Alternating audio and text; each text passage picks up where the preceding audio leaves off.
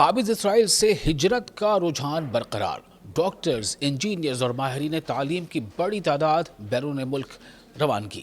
معیشت اور سیکیورٹی پر اثرات سے متعلق انتباہ، قابل اسرائیل سے یہودیوں اور اسرائیلی شہریوں کی بیرون ملک منتقلی ریکارڈ سطح پر پہنچ گئی ہے۔ آپ دیکھ رہے ہیں نیوز 18 کا سوشل میڈیا پلیٹ فارم، میں ہوں وصال اعظم۔ آسان الفاظ میں کہیں تو سیدھا معاملہ یہ ہے کہ اسرائیلی خود اپنے وطن اسرائیل چھوڑ کر جا رہے ہیں اور ایسے لوگوں کی تعداد بڑھتی ہی جا رہی ہے۔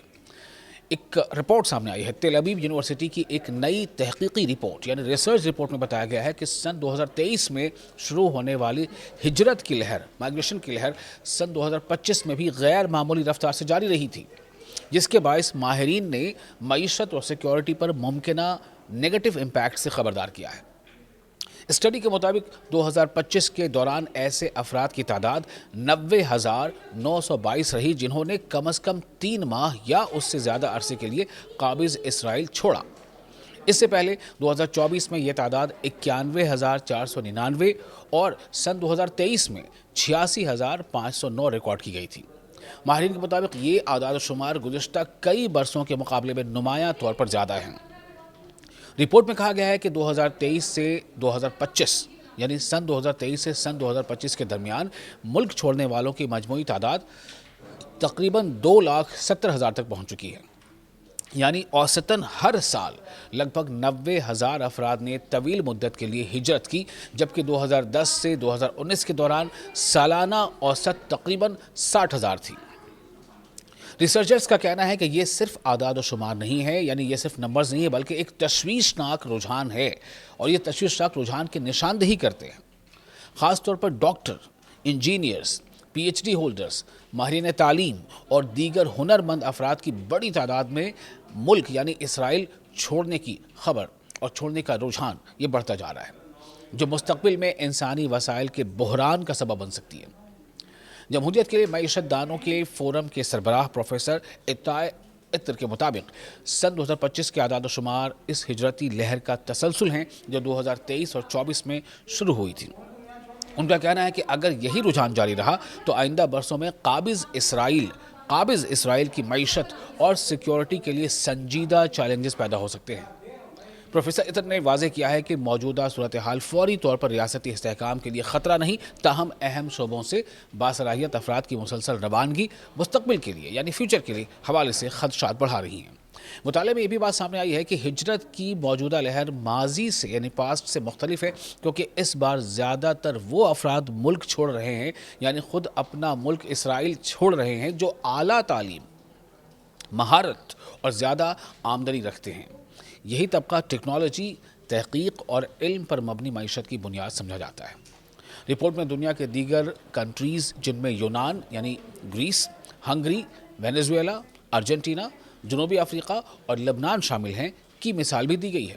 تاہم ریسرچرز کے مطابق قابض اسرائیل میں اس مسئلے کے اثرات زیادہ گہرے ہو سکتے ہیں، کیونکہ وہاں کی معیشت انسانی سرمائے اور جدید ٹیکنالوجی کے شعبے پر بہت زیادہ انحصار کرتی ہے۔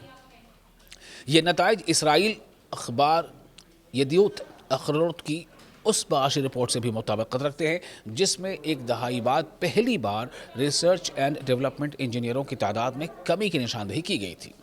ادھر مختلف معاشی رپورٹس کے مطابق غزہ، لبنان اور ایران کے محاذوں پر کشیدگی اور جنگی اخراجات نے بھی اسرائیلی معیشت پر نمایاں دباؤ ڈالا ہے۔ بینک آف اسرائیل اور بین الاقوامی اداروں کے اندازوں کے مطابق سن 2023 سے 2025 کے درمیان مجموعی معاشی نقصان تقریباً 57 ارب ڈالر تک پہنچ چکا ہے، جو ملکی مجموعی پیداوار یعنی جی ڈی پی کے 8.6% کے برابر بنتا ہے۔ یہ تمام اعداد و شمار اس بات کی نشاندہی کرتے ہیں کہ بڑھتی ہوئی ہجرت، خاص طور پر ہنرمند افراد کی بیرون ملک منتقلی، آنے والے برسوں میں قابض اسرائیل کے لیے ایک اہم معاشی اور سماجی چیلنج بن سکتی ہے۔ دوستو، میں ہوں وصال اعظم۔ مڈل ایسٹ کی یعنی مشرق وسطیٰ کی 10 بڑی خبروں کے ساتھ میں حاضر ہوں، تو چلیے شروع کرتے ہیں 10 بڑی خبریں فٹافٹ۔ امریکہ اور ایران کے درمیان مذاکرات پر اختلاف۔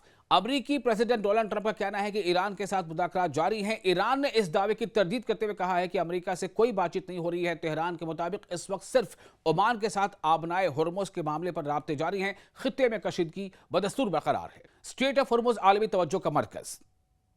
आबनाए हुर्मुज़ यानी स्टेट ऑफ हुर्मुज़ में कशीदा सूरत-ए-हाल के बाइस मुतअद्दिद तिजारती जहाज़ों के रास्ते तब्दील किए गए हैं। अमरीकी फ़ौज का कहना है कि गुज़िश्ता 24 घंटों के दौरान कई जहाज़ों को मुतबादिल रास्ता अख्तियार करना पड़ा है। ये आबी गुज़रगाह दुनिया की तेल सप्लाई के लिए इंतहाई अहम समझी जाती है। आलमी मंडियाँ सूरत-ए-हाल पर गहरी नज़र रखे हुए हैं। कतर ने कशीदगी कम करने पर जोर दिया।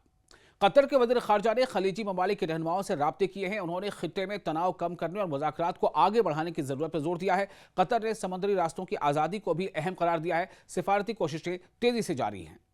गज़ा से मुतालिक नई बहस। अमरीकी हिमायत याफ्ता अमन मंसूबे के तहत गजा में नई पेशरफ्त बातचीत जारी है। मंसूबे में हमास के हथियार डालने और इसराइली इनखला से मुतालिक शराइत शामिल है। इसराइल के बाज़ वज़रा ने इस मंसूबे पर दोबारा काबीना वोटिंग का मुतालबा किया है। इस मामले पर इख्तलाफात सामने आ रहे हैं। गजा में हमले जारी। गजा शहर में इसराइली हमलों के नतीजे में 2 फ़लस्तीनियों की हलाकत की इत्तला मिली है। कतर, मिस्र और तुर्की ने जारी हमलों की मजम्मत की है। इंसानी सूरत-ए-हाल पहले ही इंतहाई संगीन बताई जा रही है। बैनुल अक़वामी सतह पर जंग बंदी के मुतालबात बढ़ रहे हैं। शाम यानी सीरिया और कुर्द क़यादत के दरमियान राब्ते। इराक़ी कुर्दिस्तान के एक अहम रहनुमा ने दमिश्क में शामी सदर से मुलाकात की है। मुलाकात में शामी कुर्दों के हुकूक और सियासी इंज़माम पर बातचीत हुई है। दोनों फरीकों ने मुस्तक़बिल के ताउन पर तबादला ख्याल किया है। ये राब्ता शाम की सियासी सूरत-ए-हाल में अहम पेशरफ्त समझा जा रहा है। लेबनान में साबिक़ फ़लस्तीनी सफ़ीर गिरफ्तार। लेबनान में एक साबिक़ फ़लस्तीनी सफ़ीर को बदउनवानी के इल्ज़ामात के तहत गिरफ्तार किया गया है। अदालती ज़राए के मुताबिक ये कार्रवाई दरख्वास्त मौसूल होने के बाद की गई। हुक्काम मज़ीद तफ्तीश कर रहे हैं। इस खबर ने लेबनान में सियासी तवज्जो हासिल की है। सऊदी अरब की सिफारती कोशिशें। रिपोर्ट्स के मुताबिक सऊदी वली अहद मोहम्मद बिन सलमान ने अमरीका और ईरान के दरमियान कशीदगी कम करने की कोशिश की है। इत्तलात है कि उन्होंने बड़े फौजी हमलों के बजाय सिफारतकारी पर जोर दिया है। सऊदी अरब खित्ते में इस्तेहकाम का ख्वाहां है। इस हवाले से मुख्तलिफ सतहों पर मुशावरत जारी है। ईरान की नई वार्निंग। ईरानी वज़ीर ख़ारजा अब्बास अराग़ची ने कहा है कि किसी भी नई जारहियत का भरपूर जवाब दिया जाएगा। उन्होंने मुख्तलिफ इलाक़ाई रहनुमाओं से राब्तों में ईरान के मौक़िफ़ का इयादा किया। तेहरान का कहना है कि वो अपनी सलामती पर कोई समझौता नहीं करेगा। ये बयान बढ़ती हुई कशीदगी के दौरान सामने आया है। गज़ा में इंसानी बहरान बरकरार।